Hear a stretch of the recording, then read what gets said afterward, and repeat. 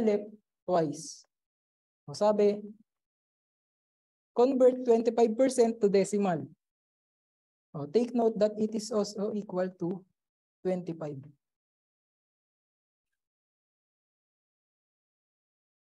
Convert daw. Ayun yung full tuldok niya.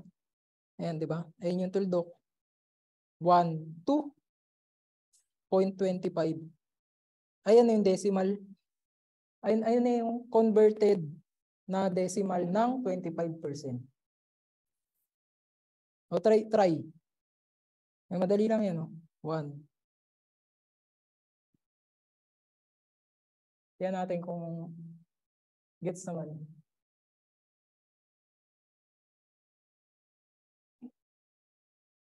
Okay. 20. Move ka lang ng dalawa. 1, 2.20.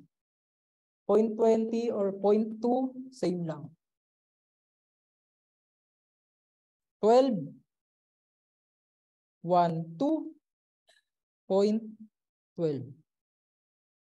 Ito, 150%. Dalawa pa rin. Tama. 1, 2. 1.5. Nagets? Ito, 1%. Dalawa pa rin. Laging dalawa. 1, 2.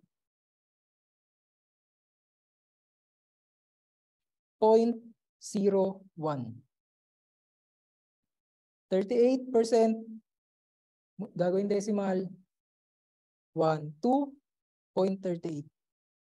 Si 5%. 1, 2. Lagay kang 0. 0.05. Si 200%, 1, 2 equals to 2. 2.0 or 2, same lang. Si 350%, 1, 2, 3.5. Nagets po? Nagets? Ayan. Try to solve. Ayan. Ayan, madalas yan. Marami yan, marami. O, puro multiply. Since, ito yung ano nga natin, to get the percentage, di ba? P, R, B. Multiply mo lang. Convert sa decimal, multiply. Challenge yourself. Try to solve.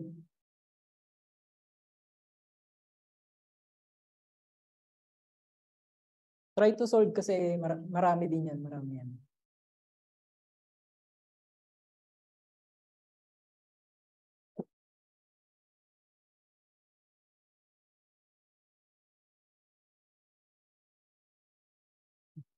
Sapatos lang. Ang sabi.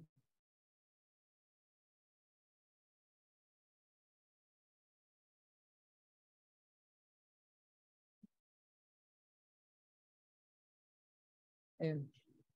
Ayun, for example daw, 5,000. Kunyari, 5,000%. Sige, 5,000.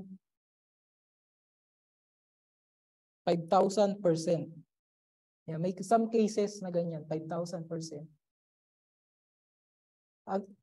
What I mean, some cases sa mga, kumbaga pag ganyan, mga hindi napasok sa ibang case na yan, mga scientific cases na pag nagsasolve sila, umaabot ng 5,000%, mga ganun. Pero labas na to, labas na to. For the sake lang ng tanong, yes po, laging dalawa. Dito ka di ba, parang ganito din yun. Di ba? 1, 2, ibig sabihin, 50. Ayan na yung decimal. Yung converted ng 5,000% into decimal, 50. Ayun na po yun.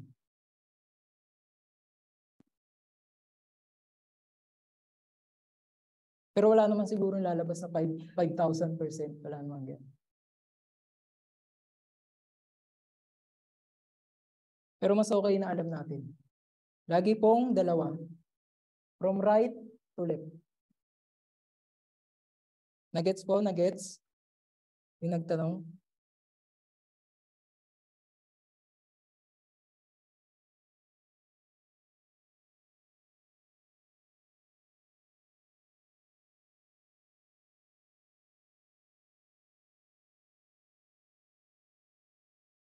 Try to solve.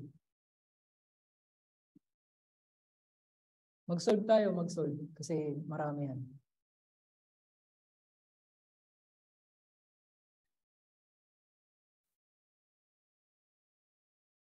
Okay, proceed tayo. Proceed tayo ulit. Number 1, what is 30% of 200? Since ang hinahanap lang natin dito sa 10 question is percentage, ang formula is rate times base, R times B. Yung susulat ko, number 1, 200 times 0.3. Bakit po 0.3? Kinonvert ko na po. 1, 2. Tapos, copy lang yung 0. 1, 2. 3 times 2, 6. Tapos, ilang decimal? Isa lang. Tama. 60. Ayan. Number 1, 60. Nakuha? Nakuha po nung iba? Nakuha naman yung 60?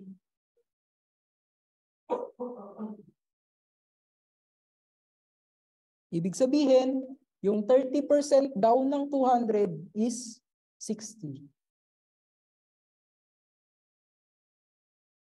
Kumbaga, gagamit mo rin to kapag mga discount, lalo na kung may bibiling kang bagay, di ba? Nakikita mo mga 10%, mga 10% off. Pwede mo makikita kung dinuduga ka ba. Kasi may ibang ganyan, may ibang ganyan.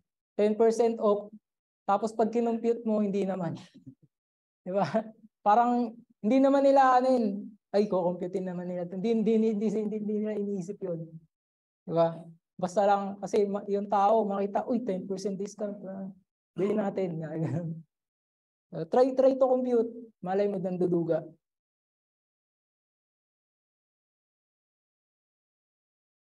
So number 2,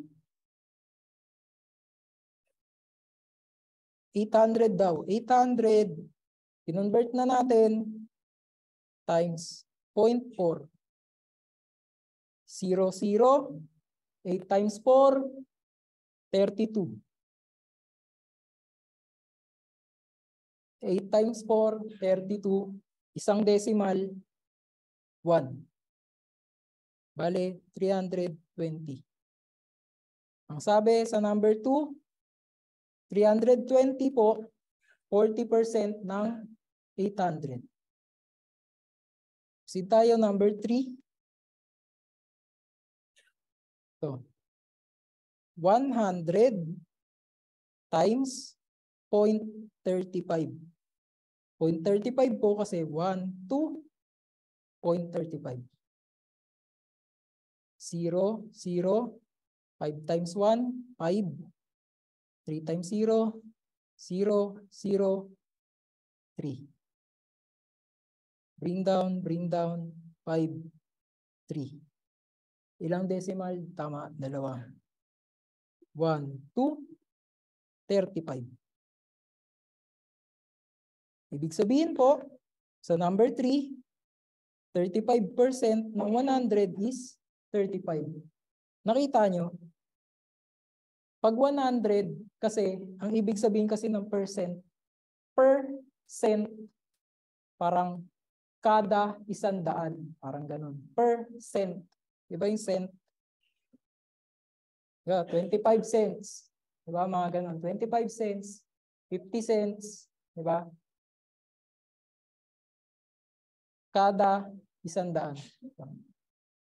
Percent.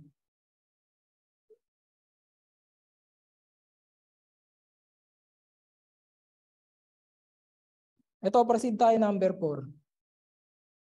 Ito, kaya ako ginawang 12. Ito, parang real life application lang din. Diba? Kapag sasakay ka, minimum ngayon sa jeep, 12. Tapos sabi, pag senior or estudyante, 20% discount. O tingnan natin kung ilan yung 20% ng 12.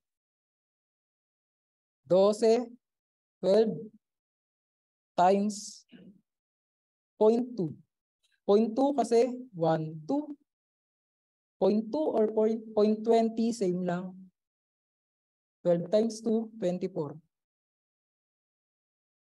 Isa, 1. Ibig sabihin, 2.4 pesos yung ibabawas mo sa 12. Ayun yung pwede mong ibayad. Pero kino-consider nila ngayon kasi 10. Ni-round off. 2.4. 2.4. Sa 4. Tapos para malaman mo kung ilan yung ibabayad nga na yun, 12 minus 2.4. O, ba't nandito si point? Kasi nandito yung 12. Dito yung 12. Nandito yung point ni 12. Di ba sabi kapag addition and subtraction ng decimal, tututok mo lang yung decimal. Lalagay ka ng 0. 1. 4 minus 0 cannot be borrow 1. 10. 10 minus 4, 6. Tapos, 2 minus 1 cannot be borrow 1. Ito magiging 0. Ito magiging 11. 9. 9.6. Kaya di ba wala namang magbabayad ng 9.6 sa jeep. Kaya 10 na lang. 10. Ni-round off na 10. Ayan, kaya nagets po yun. Ibig sabihin, itong 9.6 na to, siya yung ibabayad, siya yung naging discount.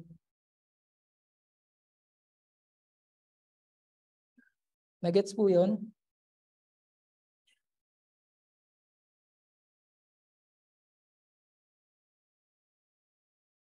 Number 5. Okay.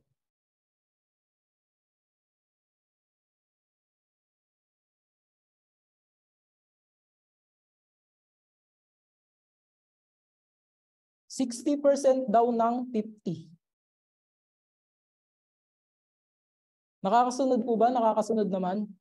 F to F online nakakasunod. And 2.4. Yun. Sabi, 60%. 0.6. Times kasi, ayun yung formula ng percentage. 6 times 0, 0. 5 times 6, 30. Isang decimal point, 1. 30. Number 5, 30. 60% ng 50 is 30. Ito kasya pa yung number 6. May nakaka-perfect? May nakaka-perfect? Perfect? Nice. Oh, number 6. Madali lang, sir. Yan, goods. Sabi, 35% ng 30. 30. 35%, convert sa decimal, 0.35. 0.35. 0, 15, 0, 9. 0, 5, 10. Ilang decimal point? 2. 1, 2. So, 1, 2, 10.5. Number 6, 10.5.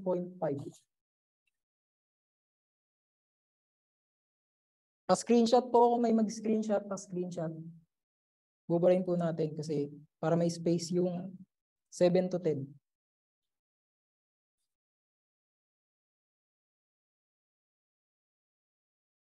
Pa-screenshot po, screenshot.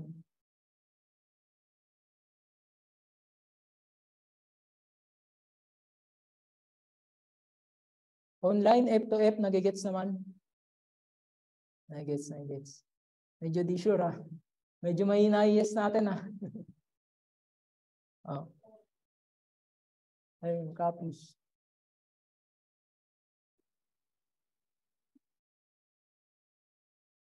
Number 7. Dito ko gagawin. Number 7.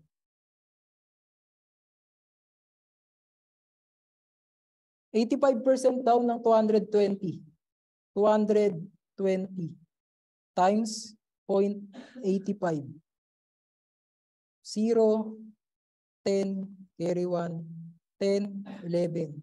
0, 8 times 2, 16, carry 1, 8 times 2, 16. 0, 0, 7, 8. Ilang decimal point?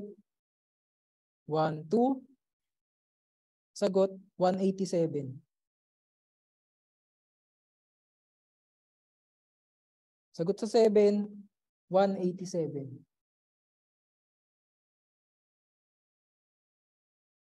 Proceed tayo, number 8.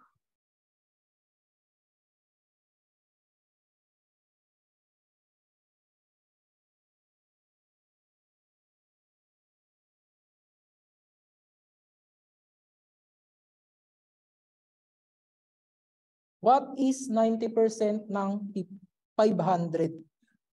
500 times 0.9. 0.9 kasi 1, 2. 0.9 or 0.90, same lang. Pero mas better gawin mo lang 0.9